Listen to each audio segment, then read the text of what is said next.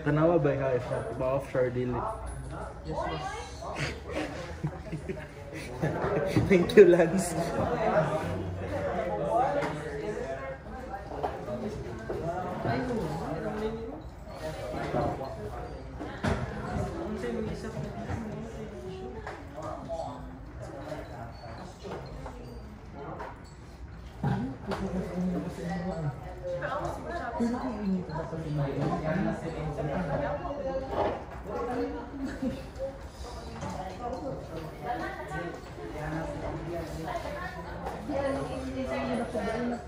Jesus Christ.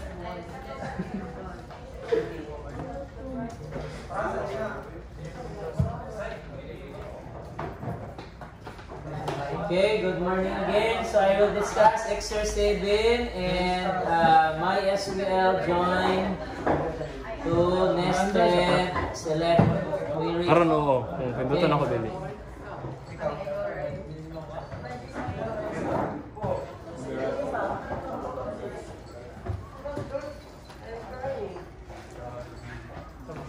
Yeah. Okay, for exercise 7, this is due.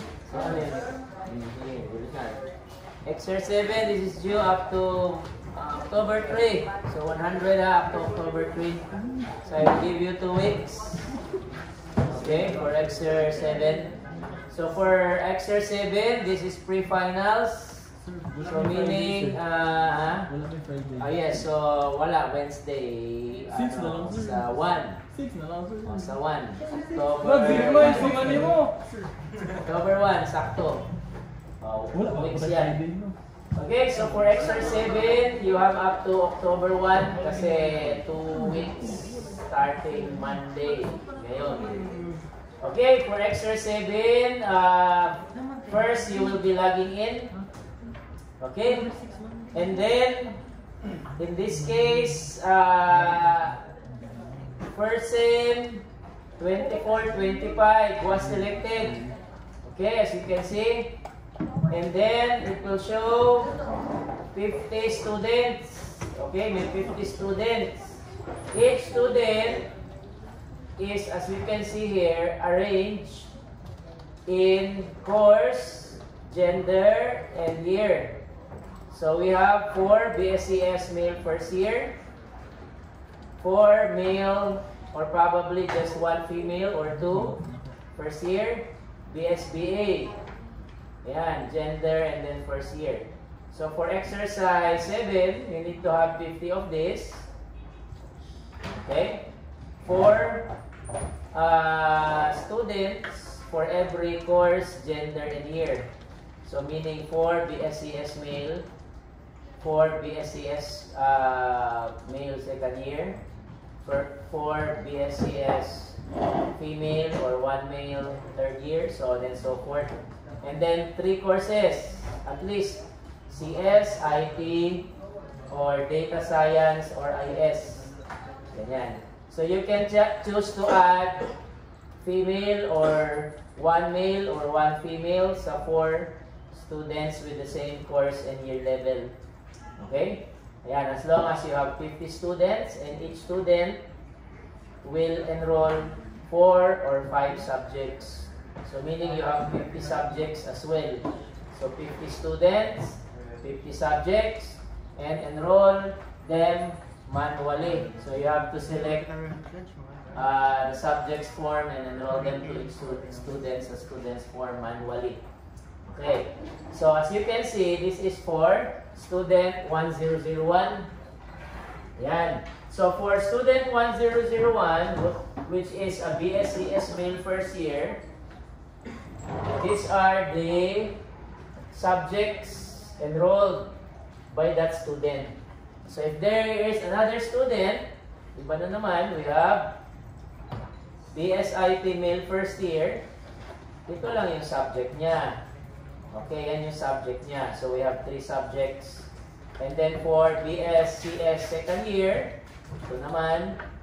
Okay, so meaning you need to set a pattern for BSCS first year male. All 4 students must enroll sa same subject. there can be one student, for example, itong one BSCS first year, ang isa sa kanila, nag-enroll ng one additional. Yan. Probably another one, nag-enroll ng one less subject compared to other BSCS first year. Yan. So basically, they are all not the same. Okay. So next is, I will now create a database. Ayan. I will create first SEM, different school year, 25-26. This is 24-25, created 25-26. Next, yan, I will log in 25-26. Okay. Ayan, 25-26. There you go. This is now first SEM, 25-26. As you can see, all students is not manually inputted. It automatically gets all of the students from the previous semester. So what is the previous semester for SEM? For SEM is summer. So all of this is coming from summer 24-25. Okay. And then if you're going to create second SEM, it needs to get first SEM, okay, same school year. And then for second SEM, if you're going to create a second SEM, it will create or select first SEM, same school year. For summer, second SEM. Okay, for first SEM, summer, last school year.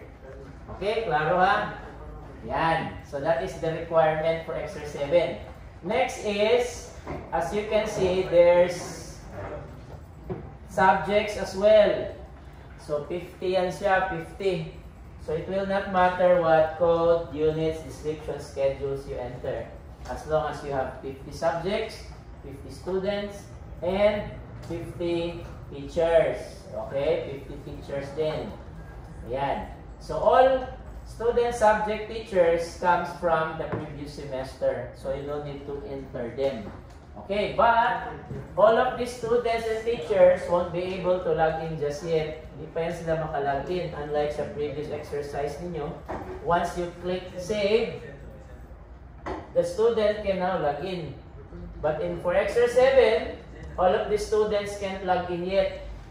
You need to enroll them to a subject first before they can log in. Okay? Yan.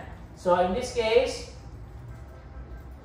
we now have our feature for our exercise 7.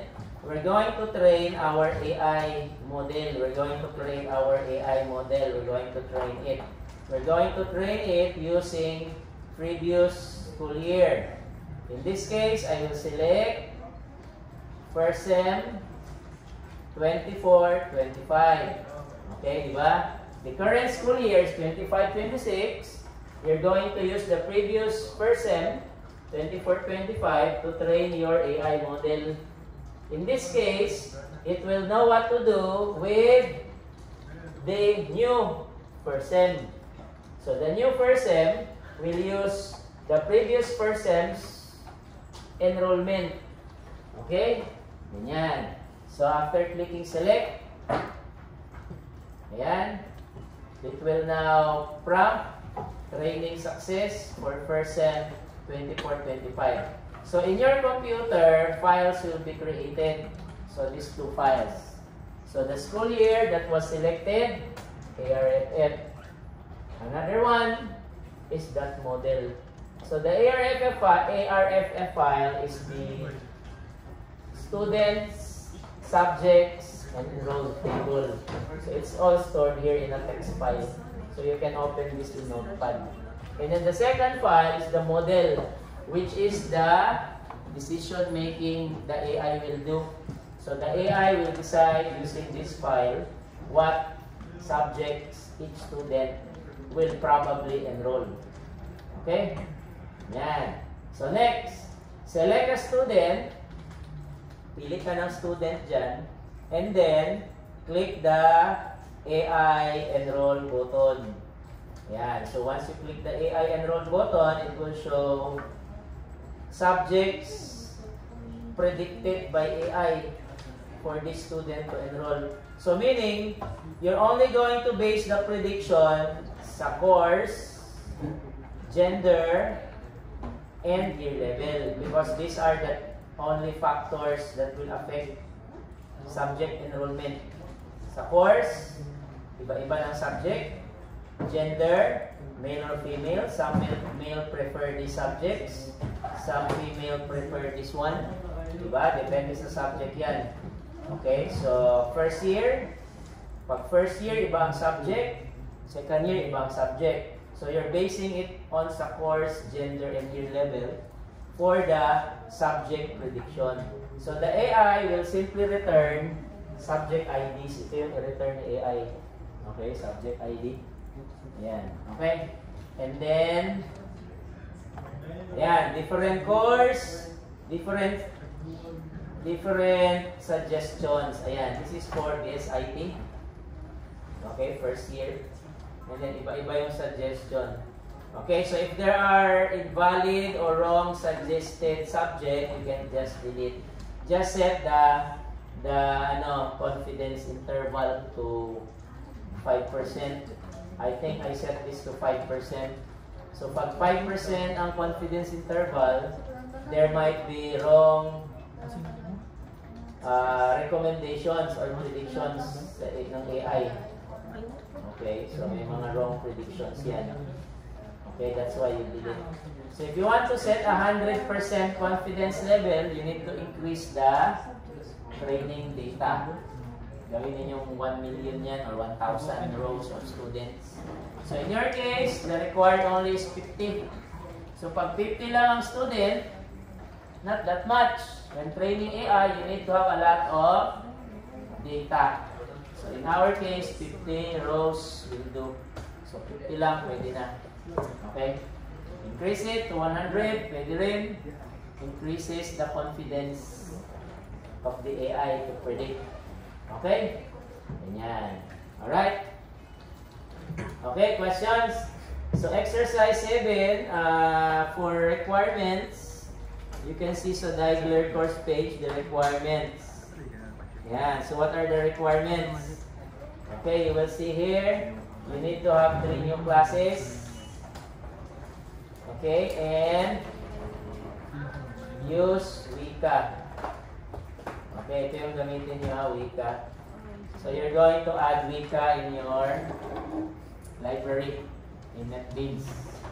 Okay? Ayan, so Wika. So this will be our open source machine learning software. So we're going to use Wika for our neural networks. Okay, yan ang gamitin. Ayan, okay? So this is for 7, and then for pre-finals, we have 8, 7, 8, and 9. Okay, which are all AI. So we're going to add AI functionalities this time. Okay, we will start with exercise 7. So exercise 7 will be first, and then second 8, AI pa rin, and then 9, AI. So AI lahat. Okay? Alright? So let's proceed sa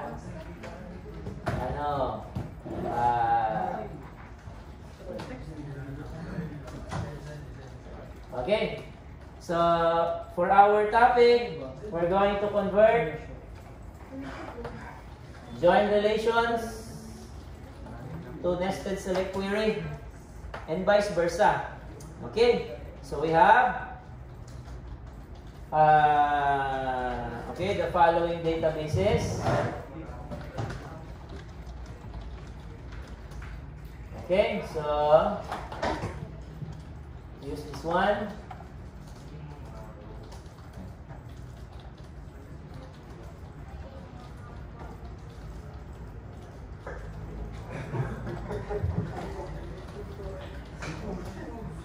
Okay, so we have the following.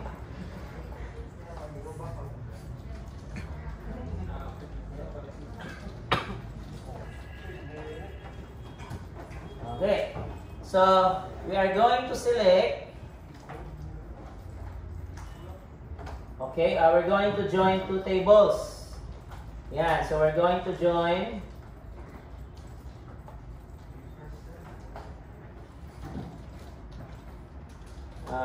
students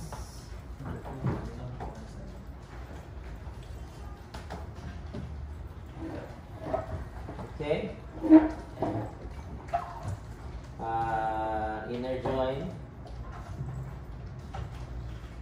enroll. Okay, on students dot stud ID, enroll dot stud ID. Yan. Okay, so we're joining students. These are the columns for students, and then these are the columns for enroll. So that's how we join it, and all of their student IDs are equal. Okay, equal yan siya. So what's the equivalent select query for this? Yan, okay. So the equivalent select query for this is simply select asterisk from students where stud ID is in select asterisk from enrolled. Okay, this is stud ID. Stud ID from enrolled. Okay.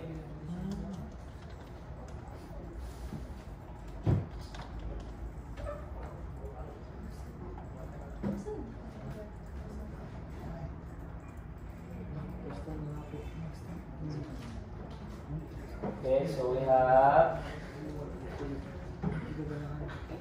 students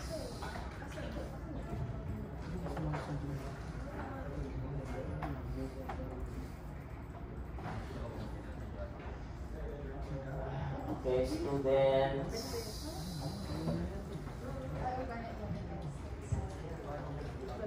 enroll.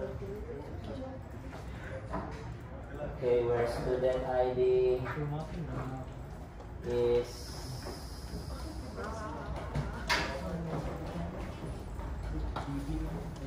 okay, subjects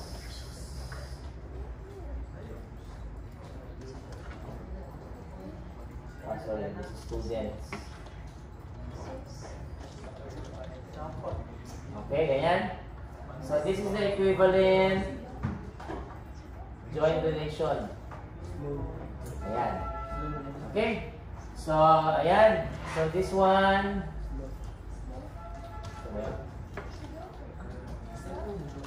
Okay, if you're going to do this, you can add enroll. ID.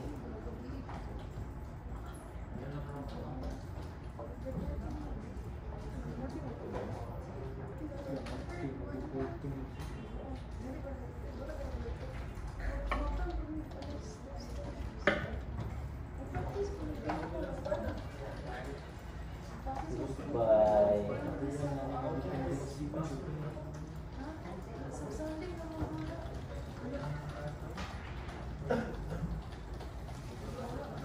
Wala naman Sunday ba?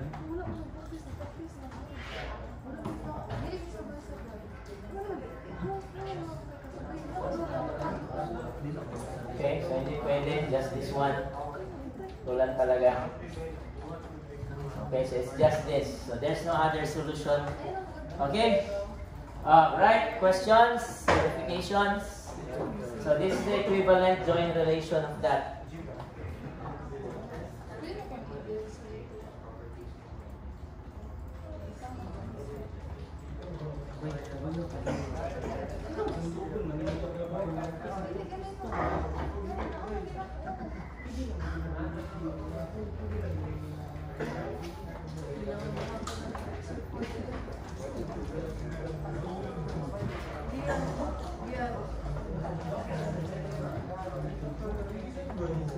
Okay, next example of clarifications on this example. Okay, this is the equivalent joint relation. This is the equivalent joint relation.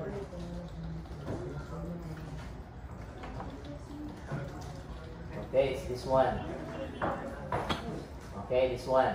Yan, pareho. Okay, next, another example.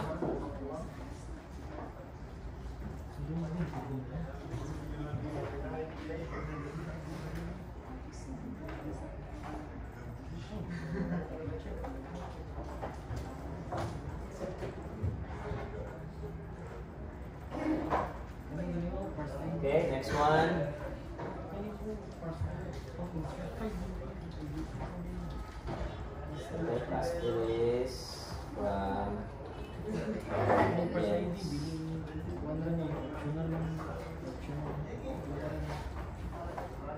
Okay, let's try this one.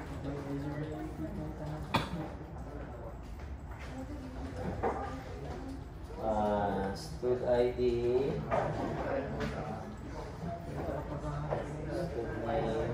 Stud name.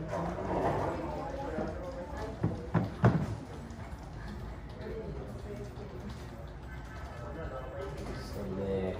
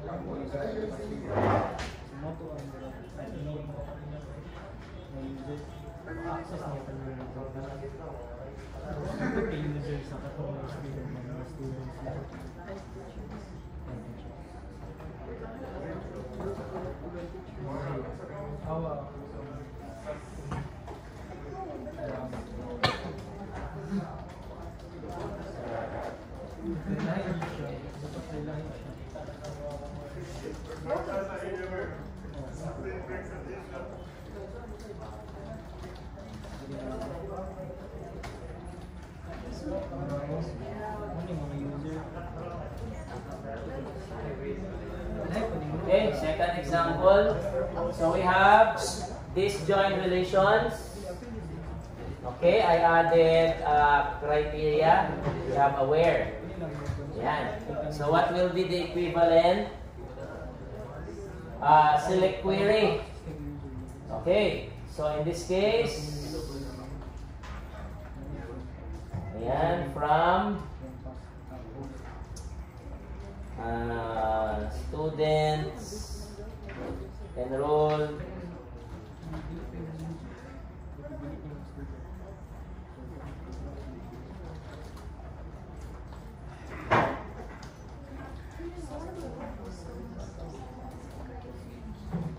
where students stud ID enrolled stud ID and subject ID is 2001. Okay? Ayan. So as you can see, we have the same output. So for your exam, okay, the only thing given is the output relation. So you're going to solve for the query, which is join relation or simply nested or just select query. Okay? So ganyan. Okay?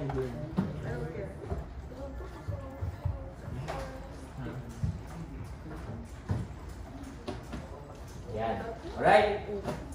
Okay, so that is for your join equivalent of this select query. Yan. So equal yan sila. They have the same output. Okay, so yun lang. Questions, clarifications? Yan, walang clarifications.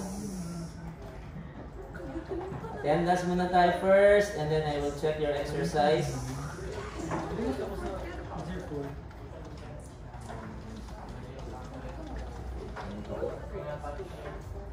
Okay, Aguilar.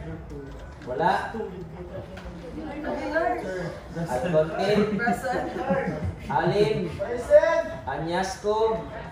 Ang. Arino. Azuhata. Wala, Azuhata. Cabato. Campos. Heroy. Escarilla. Wala. Ugata. Han. Lanyohan. Maiso. Malda.